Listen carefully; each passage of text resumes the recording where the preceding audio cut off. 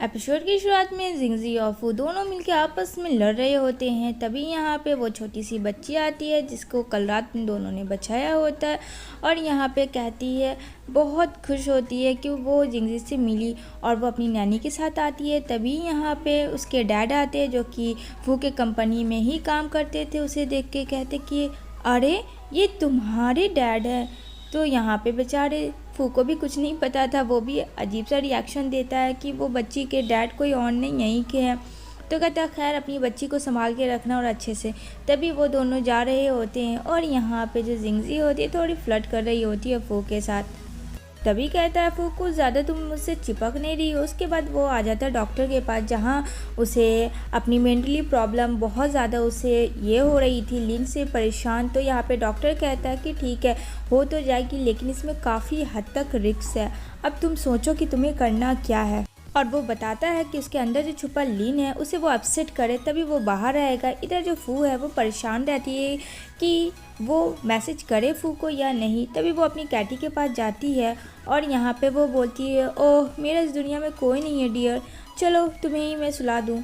और यहाँ पे वो के दिमाग में अलग प्लान था क्योंकि वो लिन से हारना बिल्कुल भी नहीं चाहता था। तो यहाँ पे वो उसके नेक्स्ट ईयर के कुछ डॉक्यूमेंट्स देते हैं और यहाँ पे वो बोलती है कि तुम ये सब क्यों दे रहे हो। तो यहाँ पे कहता है कि मैं अब यहाँ से चला जाऊँगा तो मैं चाहता हूँ कि मैं तुम्हारी हेल्प करूँ जो कि मुझे बहुत अच्छा होगा। उसमें एक और ट्विस्ट था, ये था कि उसमें टिकट टू म्यूज़िक फेस्टिवल के 2 टिकट्स थे। तो यहाँ पे बोलता है क्या जरा तुम फ्री हो। अब तो ये चीज़ सुन के जिंगजी तो हक्का बक्का रह जाती क्योंकि उसके मन में तो पहले से भी काफ़ी लड्डू फूटे हुए थे और अभी भी वो फू को ही प्यार कर रही थी जो कि लिन को कर रही थी, पर फिलहाल तो फू है। तो कहती है तुम्हें क्या लगता है कि मैं तुमसे प्यार करती हूँ? नहीं, वो 1 साल पहले वाली मैं थी बट अब बिल्कुल नहीं। तभी यहाँ पे वो फ्रस्ट्रेट होके जा रहा होता है, उसके दिमाग में काफ़ी कुछ चल रहा होता है फू के। तभी वहाँ पे लिन आ जाता है और लिन कहता है वो मेरी बंदी इतनी आसानी से तुम्हारे पास नहीं जाएगी, वो 1 साल पहले पता है मुझसे प्यार करती थी ना कि तुमसे। अब यहाँ पे काफ़ी कस के चिल्लाता है फू और कहता है इट्स ओके मुझे पता है। वहाँ पे उसके असिस्टेंट भी डर जाती है, क्या सडनली इसे क्या हो गया। अब उसे होश आता है जबकि वहाँ तो लिन तो सिर्फ फू को दिखाई देता है। कहता कुछ नहीं चलो यहाँ से। वो घर आके काफ़ी फ्रस्ट्रेट हो जाता है कि वो ऐसा कैसे कर सकती है क्योंकि उसे जीतना है लिन से। तो उसके पास वो अपने डॉक्टर के पास आता है और यहाँ पे वो उसे एज लाइक फ्रेंड की तरह हर एक बात शेयर करता है। यहाँ पे वो डॉक्टर उसे कहते हैं कि आराम से लिन के साथ बिहेव करो। तभी वो ऑफिस जाता है नेक्स्ट डे। उसे पता चलता है जिंगजी गई है वेडिंग ड्रेस लेने के लिए किसी और के साथ, जिसे सुन के काफ़ी गुस्सा आता है फू को, लिन को नहीं। वो सोच में पड़ता है कि वो ऑफिस नहीं बल्कि अपना ड्रेस लेने चली गई है, हाउ इज़ पॉसिबल। बस वो बिना सोचे समझे निकल पड़ता है उसकी ओर उसे ढूंढने के लिए और यहाँ पे काफ़ी दूर तक अपना सफ़र पूरा करके फाइनली वो वहाँ पहुँच जाता है। वो ढूंढ रहा होता है जिंगजी को और जिंगजी यहाँ वेडिंग ड्रेस में होती है जो कि सच में काफ़ी प्रीटी लग रही होती है। तभी वो अपने आप को देख रही होती है, कहती है और नज़र ना लगे मुझे। तभी यहाँ पे आता है फू, अब उसे देख के हक्का बक्का रह जाती है कि तुम यहाँ क्या कर रहे हो यहाँ पे। अब वो बोले तो क्या बोले, कहता है वो बस ऐसे ऐसे कर रहा होता है।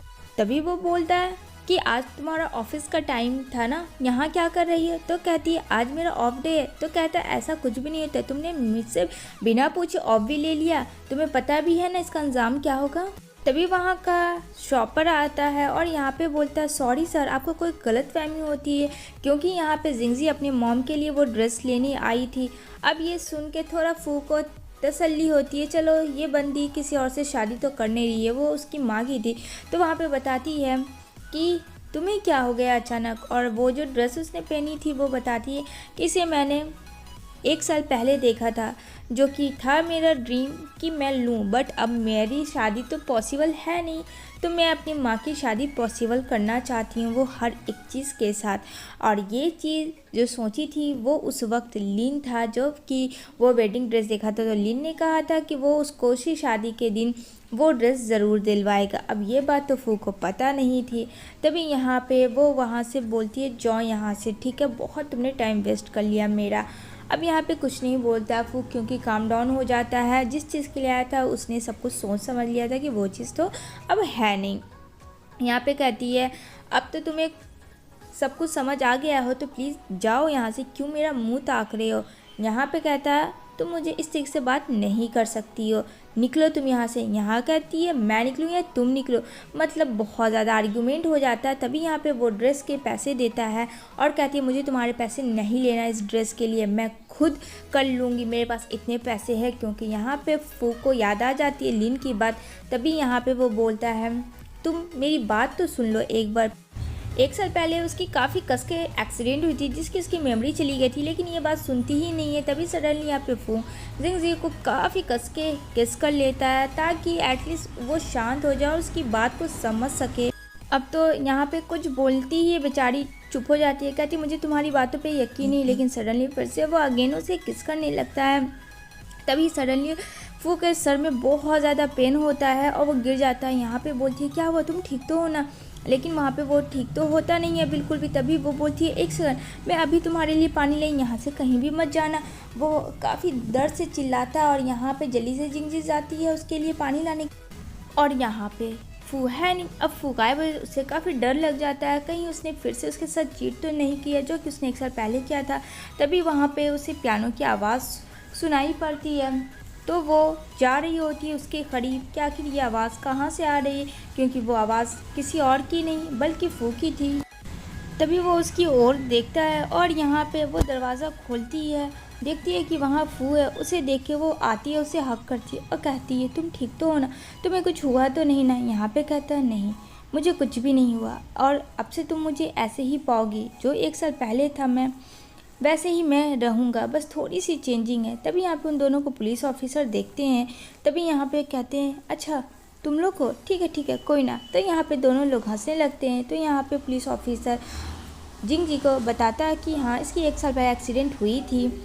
तो यहाँ पे वो कुछ नहीं बोलता है। तभी यहाँ पे फू आता है। तो यहाँ पे अब जो फू आया है वो फू नहीं है गाइस, वो लिन बन चुका है। अब फू काफ़ी डर जाता है कि लिन क्यों आया। वो उस पर हावी हो रहा था लेकिन लिन होने नहीं दे रहा था। और लिन आता है और यहाँ पे बोलता है फू देख अब तुझे मैं क्या करता हूँ। तभी यहाँ पे आती है जिंगजी और पूछती है कि तुम्हारा एक्सीडेंट कैसा हुआ था। तभी यहाँ पे वो फिर से उसे झूठ बोल देता है कि मैं तुम्हें ढूंढने जा रहा था, तभी सडनली मेरी कार की एक्सीडेंट हो गई जिसमें मेरी मेमोरी सब चली गई, मुझे कुछ भी पता नहीं। और वो स्माइल करता है। अब यहाँ पे उसे लगता है कि शायद ये सच है, क्योंकि पुलिस ऑफिसर ने भी थोड़ी देर पहले उसे वही चीज़ बताया जो कि लिन ने बताया। कहती है ठीक है मैं समझ गई, खैर जो भी हुआ वो सब छोड़ो, मुझे बस इस बात की खुशी है कि तुम ठीक हो और मुझे कुछ नहीं चाहिए। तो वो थी मैं आती हूँ बाहर से। तभी यहाँ पे वो जो है बोलता है हटो मेरी बॉडी से। तो लिन कहता है मैं नहीं हटूंगा, मैं देखना चाहता हूँ कि तुम क्या कर रहे हो। तो वो कहता है जिंगजी अब मेरी गर्लफ्रेंड है तुम्हारी नहीं। इसी के साथ ये एपिसोड एंड